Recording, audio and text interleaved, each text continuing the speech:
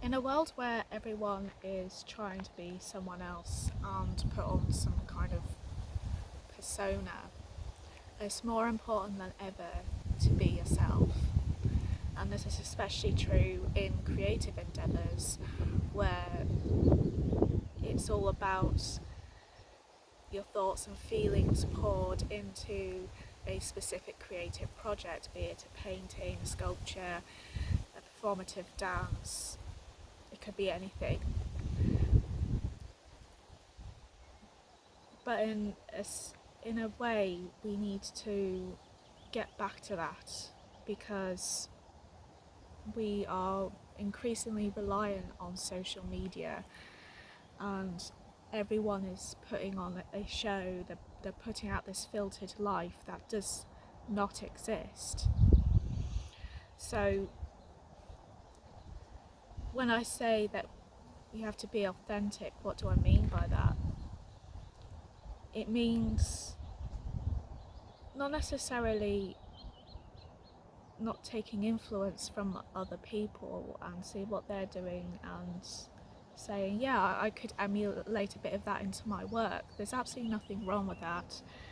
Creativity doesn't exist in a vacuum, so we need to make sure that we're not taking too much from outside influences, and that we spend some time looking into ourselves and saying, okay, what is it that I love?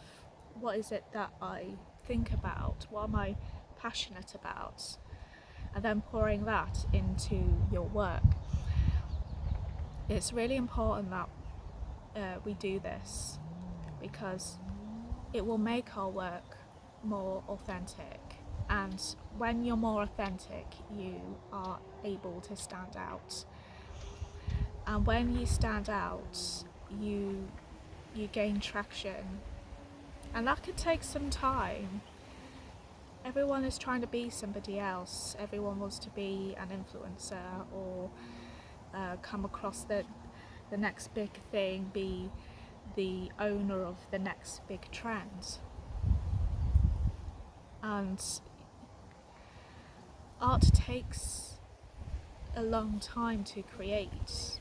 Any creative endeavour that's worth your time will take time to find that voice that is uniquely yours, that no one else could emulate even if they wanted to, because there is only one you.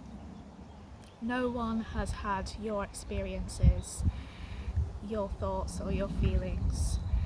I mean, they have, but they haven't experienced them in the way you have. So if you think about the happiest moments of your life, or the saddest moments, or the ones that really made you stop and think and take note of what's going on around you, chances are they aren't going to be the same as anyone else's. And even if you experienced that thing with somebody else, then you're not going to experience it the same way they did. Something that could absolutely cripple a person could in fact be the making of you, and vice versa. We don't choose our experiences, but they do shape us, and that is what we can take when we are trying to create our own brand, our own style, our own way of doing things. And no one will have those loves, those experiences, those thoughts and feelings like you do.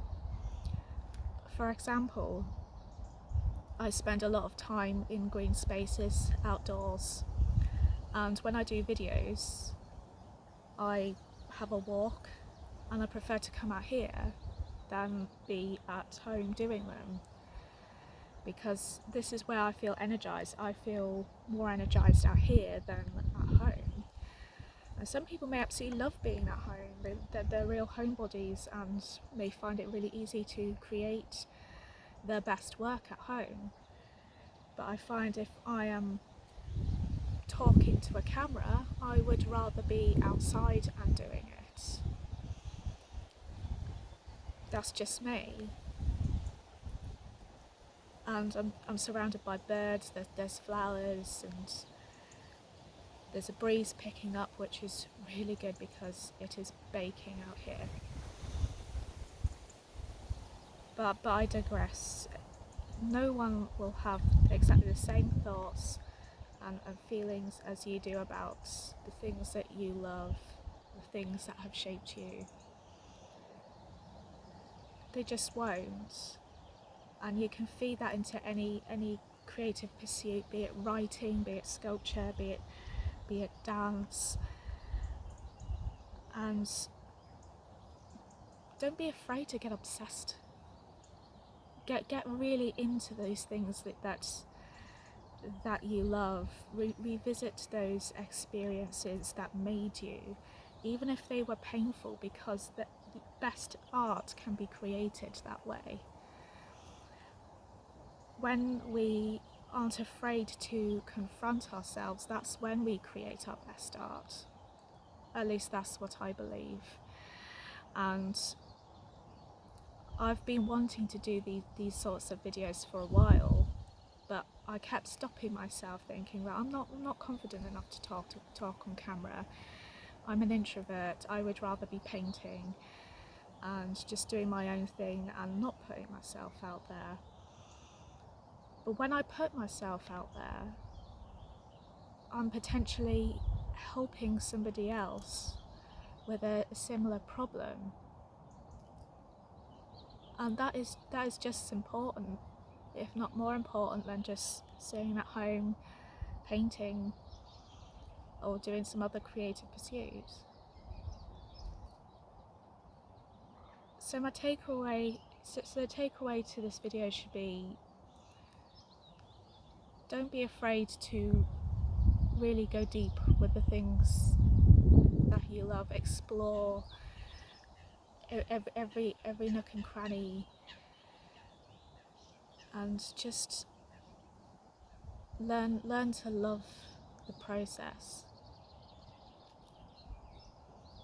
Because if you don't, then, well, there's really not much point. You might as well go do something else. I paint nature. I'm very much interested in natural forms. I love painting birds and butterflies, all sorts.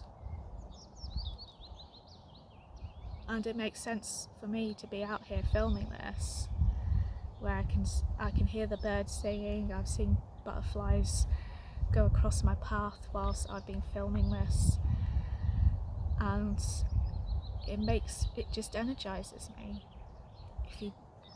If you tap into those things that you love and you're passionate about, that passion will seep through, and everyone will see it for what it is, and they'll see it as authentic.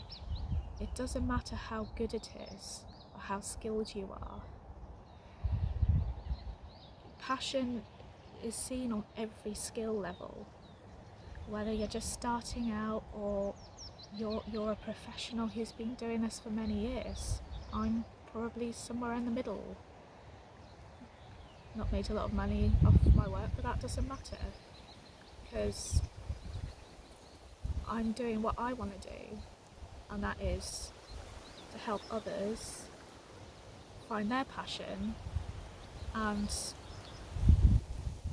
hopefully this video has given you some guidance as to how to do that. So with that being said, what is it that ignites your passion? What makes you want to create? I would absolutely love to know in the comments what that is, and hopefully this has helped you become or understand more about authenticity and how you can emulate that in your own work. Because once you do that, the sky can be the limit, because you'll then not be like everybody else. So let me know down in the comments as to what you think makes you unique, and perhaps those comments could be inspiration for a future video. But in the meantime, I will see you in the next one. Bye.